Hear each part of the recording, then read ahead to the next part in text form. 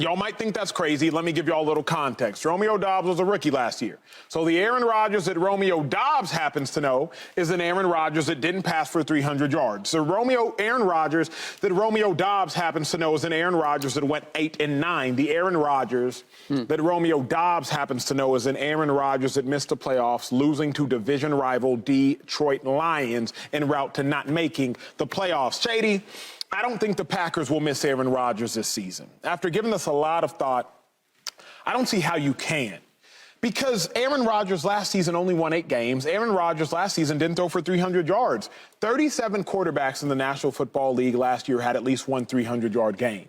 So it's not like the Aaron Rodgers, 4-time MVP Aaron Rodgers was present last year.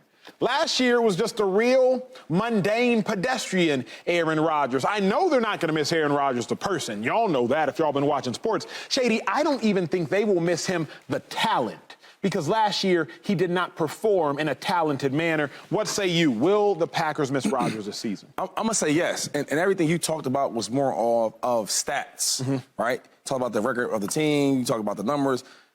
I'm going for a different perspective. So I look at Aaron Rodgers as a true vet that can teach players, right? Okay. So having a guy like Aaron Rodgers on the field is like having a coach on the field. True. There may be small things that a coach may be not teaching you where Aaron Rodgers can. You look at Jordan Love. He's like a rookie all over again. This is his first time actually playing. So there's going to be some times in the game where a wide receiver going to come to him and ask me questions. He's like, let's go talk to Matt. Because he won't know. And there's nothing wrong with that. And I'll take you back to even Aaron Rodgers when he first started, when they let Brett Favre go, he had 4,000 yards. They were like 6-10 or something like that.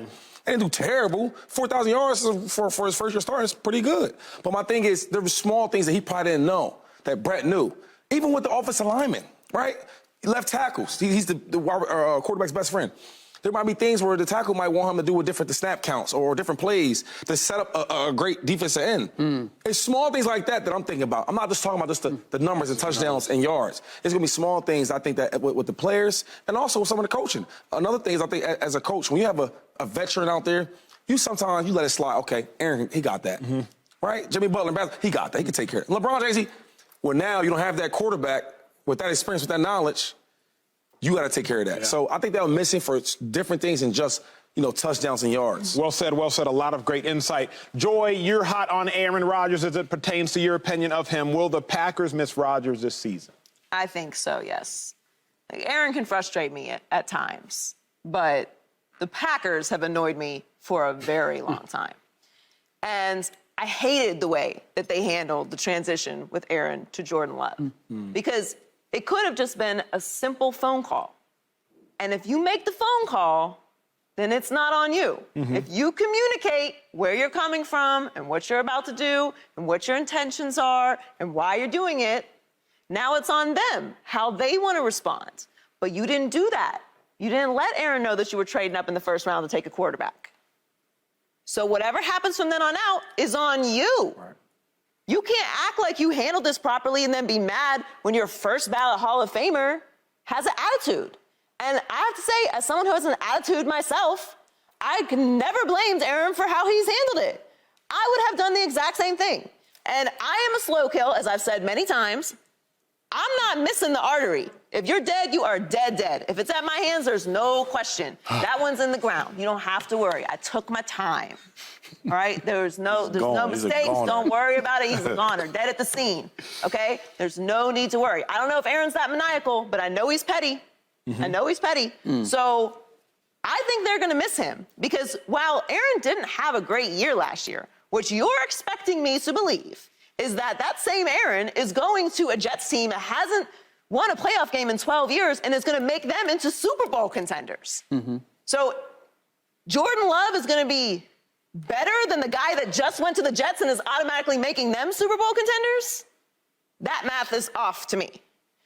I'm not saying Jordan Love is in the future, but you will forgive me if I can't envision 40 straight years of first ballot Hall of Famers in Green Bay. I gotta see it first. I gotta see it first. I reserve the right to watch the Packers this year and see how they are. And while I understand the drama might be out of the building, the drama you created, by the way, is out of the building, you might miss that drama after a while, honey. Yeah, you know what I'm saying? It might get boring around here. You know, it's quiet, it's peaceful, but you know, winning those games, it was nice to win those games. It was stressful, but. But here's the problem: is it was drama. There's always been a certain amount of drama around Aaron, right? But there was also a degree of success. Yeah, and high degree. No, you're right. Yeah, high degree. And I agree with Acho that I don't think they're going to miss him in part because of where he set the bar on the way out the door. If they had made the playoffs, even with a 9-8 record instead of 8-9, it puts it in a different place. Now it's like, well, okay, if you're moving on to Jordan Love, we got to make the playoffs because we always did that with Aaron and basically said we're done with Aaron. I do think that Aaron is going to be great in New York, but I don't know that he would have been as great if he'd stayed in Green Bay. If he was, and Shady, I think you make a great point in terms of that institutional knowledge that he gives you and the comfort that he gives you. But there's a reason Romeo Doubs said what he said, right? If he was really, truly understanding of what Aaron Rodgers meant, well, it's either he doesn't know anything about what a quarterback does, or Aaron wasn't showing that institutional knowledge to guys last year, and it's part of the reason why they were 8-9 and didn't make the playoffs. So I feel like it was time to move on, and Aaron set the bar low enough, and I'm looking at their schedule. I mean, they play the Bears, the Falcons, the Saints, the Lions, and the Raiders coming out of the gate. If you ever wanted to set up a schedule where you could say, hey, we can get some wins early and get everybody behind Jordan Love, you couldn't ask for a better schedule. Joy, for me, the only way for the Packers to miss Aaron Rodgers is if they only win 2 games in the division. Say they go 2-4 and the Bears are significantly better, the Lions significantly better, the Vikings significantly better. Or, Joy, if they win like 5 or 6 games, like 6 games or less, you'll miss them. Shady, I think about it, and I thought about it this morning. If you win 7-10 in the NFL, like, you're okay. You're good. You win 6 or less, you're bad. You win 13 or more, you're great. Last year, the Packers, they were okay. They won 8 games. They were okay. The Bucks, I think they won like 7 games. They were okay. Okay.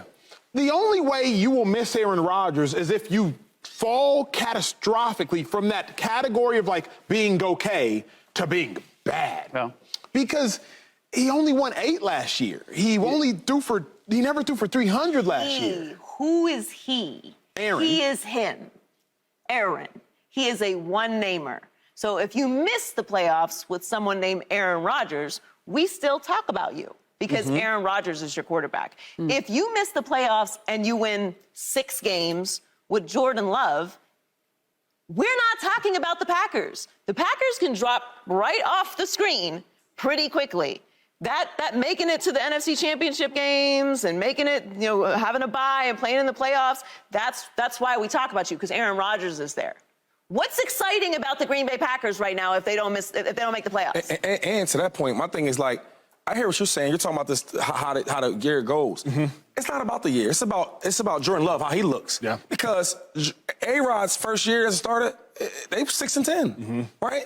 But they seen, we got one. Yep. Yo, we got one. Yep. And you see what happened in years to come. Where if Jordan Love, they play decent, but he don't really do well, they lose. Now we gotta find a quarterback.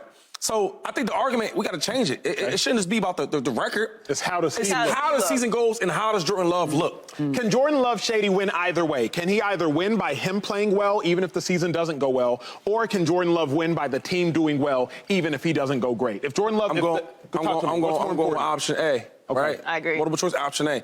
He has to look good because it's all about the future.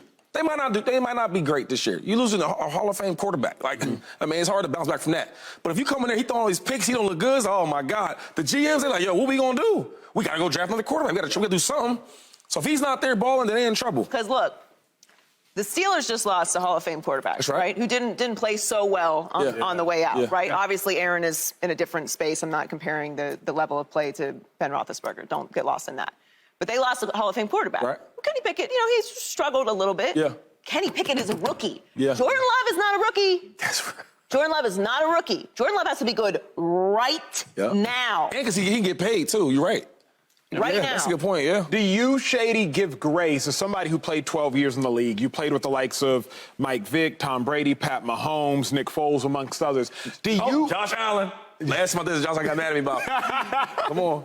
Do you give grace to Jordan Love if he was your teammate? Are you okay knowing that though he's not a rookie, he's never been a starter? So as a teammate, how do you treat him? You know, that's a great question. Because the inside, I want to say, yeah, give him a pass. We can't. He's going to what, his fifth year? Fourth. Fourth year? Maybe fourth.